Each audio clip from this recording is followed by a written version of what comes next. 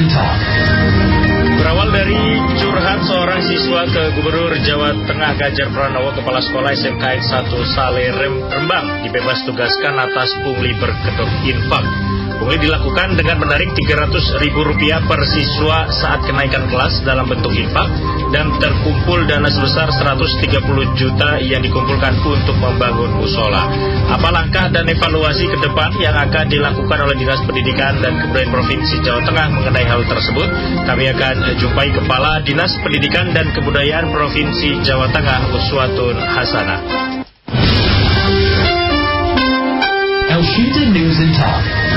Halo, Assalamualaikum, selamat siang Bu Us. Waalaikumsalam warahmatullahi wabarakatuh. Selamat siang Mas Muhammad dan seluruh sahabat Sinta Semarang dimanapun Anda berada. Iya Bu Us, ini menanggapi atau menyikapi kejadian kemarin ini, ada siswa yang curhat begitu ya Bu kepada Gubernur Ganjar. Ya, Lantas bagaimana, apa langkah yang diambil oleh Dinas Pendidikan Bu Us?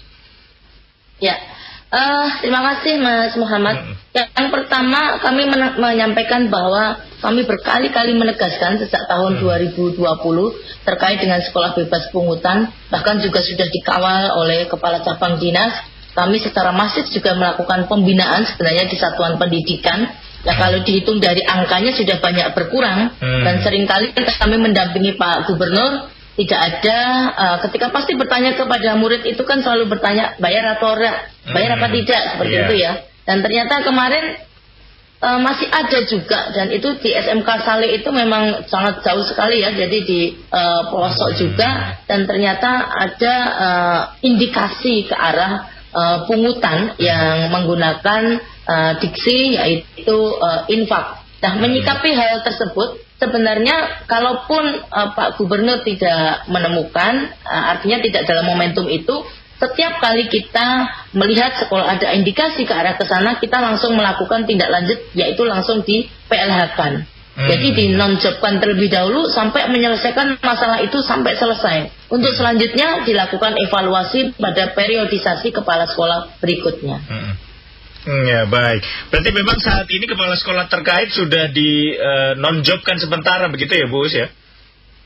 Iya betul sekali, karena memang pada saat di non-jobkan itu biar fokus dalam penyelesaian masalah yang muncul ketika yang bersangkutan itu menjadi kepala sekolah. Jadi yang bersangkutan saat ini sedang melakukan analisa, mengumpulkan bukti fisik ya, sekaligus juga harus ada upaya penyelesaian dan didampingi dari cabang dinas, dan insya Allah saya besok menuju ke lokasi juga ya, karena saya menunggu 3 hari efektif, ini masih masa PPDB, saya fokus di PPDB sekaligus besok insya Allah mau meluncur ke SMK 1 Saleh. Sanksi apa yang terberat mungkin yang bisa diberikan kepada kepala sekolah terkait Bu Us? Ya, terima kasih. Jadi kalau urusan sanksi nanti kita harus kerjasama dengan BKD ya.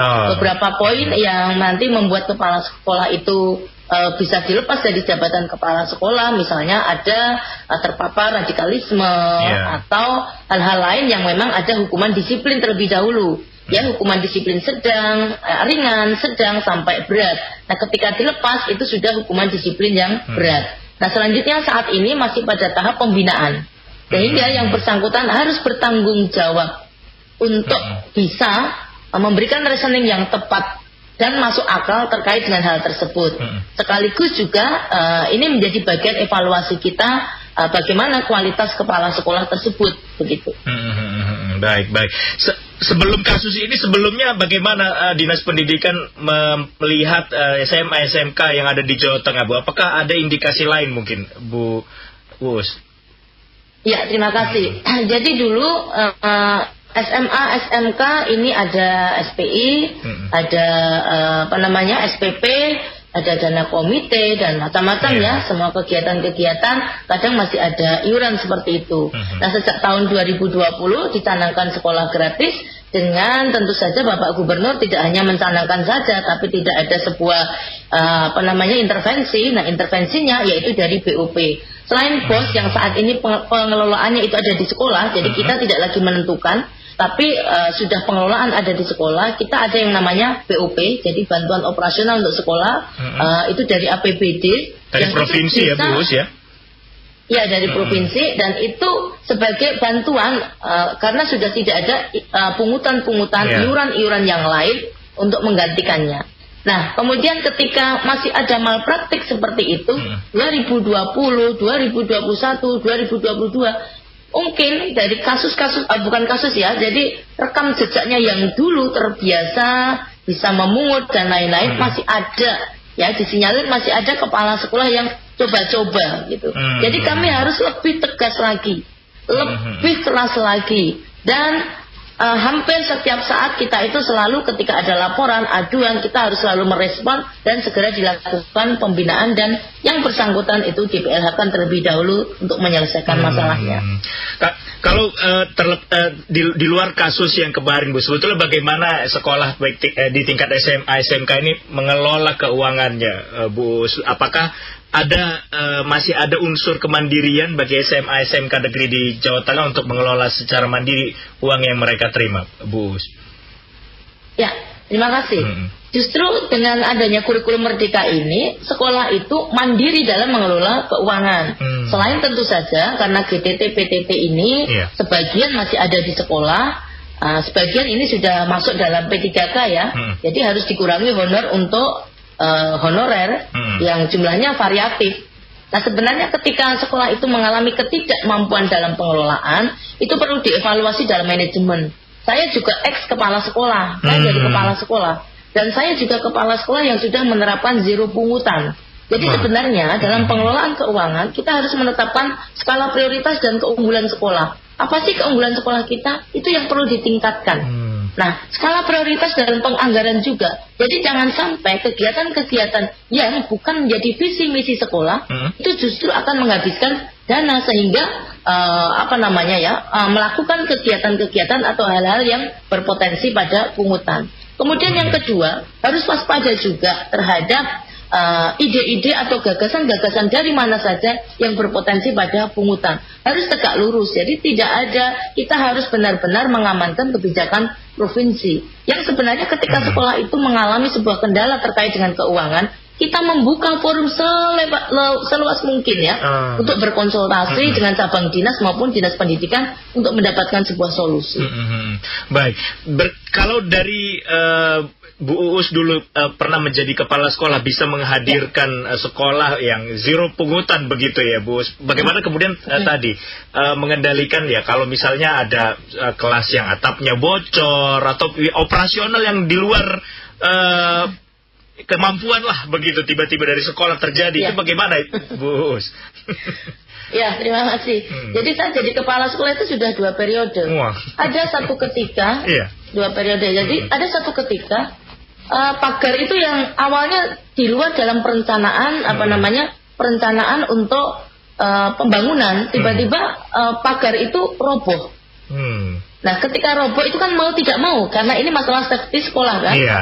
Nah, berarti di situ kita harus melakukan perubahan pada anggaran. Kita geser anggaran yang mungkin untuk hal lain yang sebelumnya itu kita alihkan di situ sambil kita melakukan koordinasi dengan cabang dinas.